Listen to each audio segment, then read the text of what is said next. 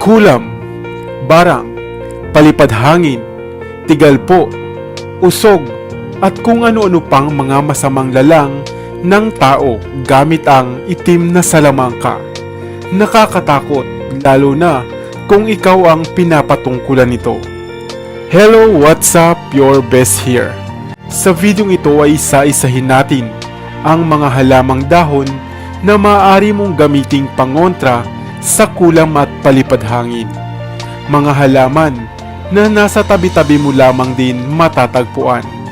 Kaya kung bago ka pa lamang sa ating channel, ay huwag mong kalimutan na pindutin ang subscribe button at ang notification bell upang lagi kang updated sa aking mga bagong uploads.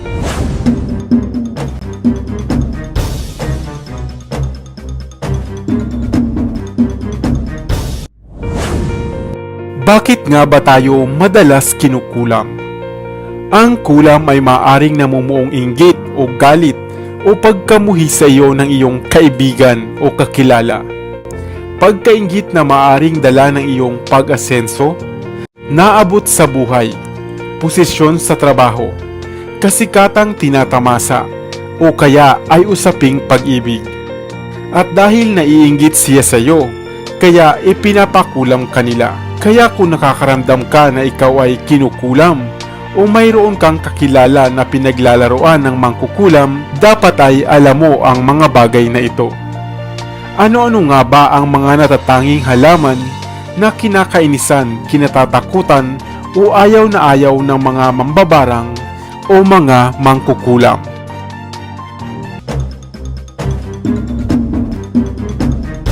Number 1. Luyang itim. Ang luyang itim ay matagal nang pangontra sa kulam, sapagkat ito ay nagtataglay ng amoy o enerhiya na ayaw ng mga mangkukulam o mga masamang elemento. Kung feeling mo ikaw ay binabarang, magpatuyo ka lamang ng ugat ng luyang itim, ilagay ito sa pulang pouch at idikit sa iyong suot-suot na damit. Maaari ka ring magpakulo ng ugat nito at gawin itong tsaa. Kung ikaw naman ay mayroong tanim nito, ipwesto lamang ito sa pintuan ng inyong bahay at sa tuwing may darating na mga taong may masamang balak sa iyo, ay makukontra agad ito ng luyang itim. Number 2. Madrikakaw. Ang madrikakaw rin ay isang mainam na halaman na pangontra sa kulam. Kung may kakilala ka na maaaring kinukulam, kumuha ka lamang ng ilang tangkay ng dahon nito at ilagay sa ilalim ng unan. Labis na kinaiinisan ng mga masamang elemento o mangkukulam ang amoy ng dahon ng madrikakaw.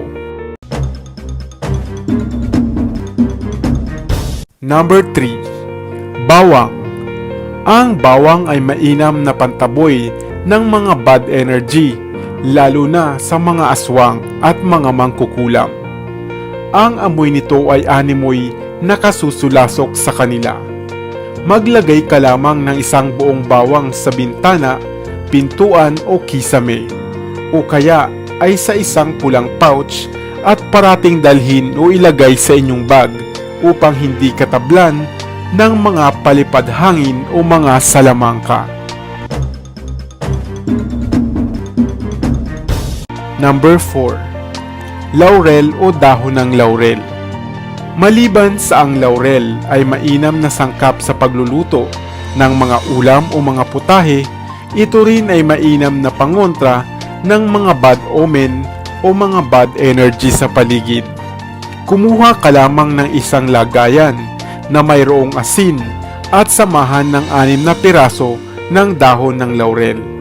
Ipwesto ito sa likod ng inyong mga pintuan dahil maaaring isa sa iyong mga bisita ay may maitim na balak na pala sa inyo. Sa tulong nito ay makokontra na agad ang binabalak nito.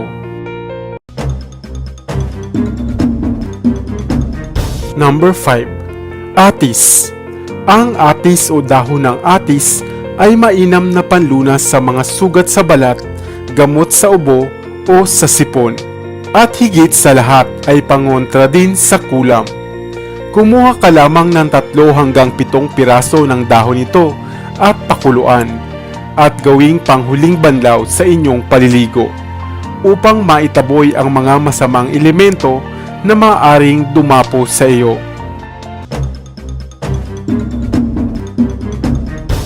Number 6. Lubigan.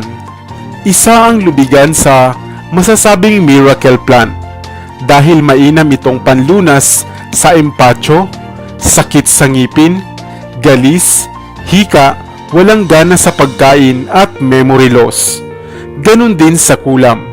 Kumuha ka lamang ng isang tangkay nito na mayroon pang ugat, stem at dahon nito. Pakuluan din ito at gawing huling banlaw sa inyong paliligo sa umaga man o sa gabi.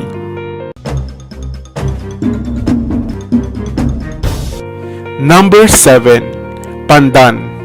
Kilala ang dahon ng pandan bilang masarap na sangkap sa mga dessert, nilalagay sa kanin at flavor ng mga tinapay o panghimagas, at maging ito man ay kontra sa kulam. Kumuha lamang ng 7 piraso ng dahon ng pandan, pakuluan at gawing pampaligo. Sa tulong ng mga herbal na halamang ito ay makukontra ninyo at maitataboy ang mga bad omen o mga bad elements o mga palipad hangin o kulam na maaring para sa inyo. At syempre, ang pananampalataya pa rin at pananalig sa Diyos ang pinakamalakas na pangontra sa lahat. Sana ay may bago kang natutunan sa videong ito. Iwan ka naman ng comment sa comment section sa ibaba.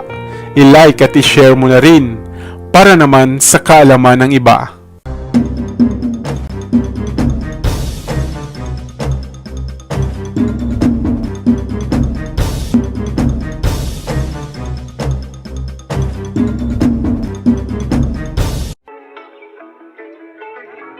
Dito na sa Best TV, tayo ay matuto, utak mapuno ng bagong kaalaman. Dito na sa Best TV, tayo ay lumibot, lihim na mundo ay ating matuklasan. Dito yan sa Best TV, dito yan sa Best TV, dito yan sa Best TV. Sapagkat lamang ang laki may alam, dito yan sa Best TV. Tara bes, sabay-sabay tayo na matuto.